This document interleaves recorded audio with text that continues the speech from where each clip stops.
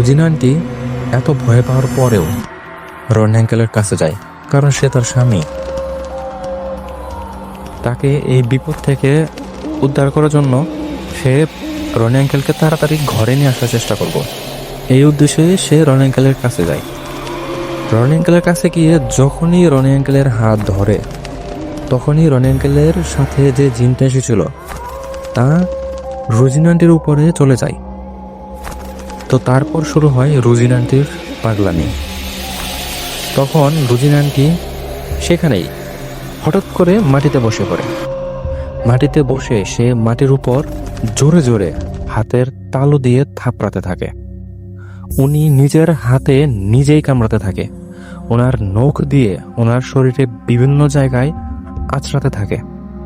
এগুলো দেখে রুজিনা আন্টির মা খুবই ভয় পায় এবং সে বুঝে মেলে যে এখানে আর কোনো কিছুই স্বাভাবিক নেই।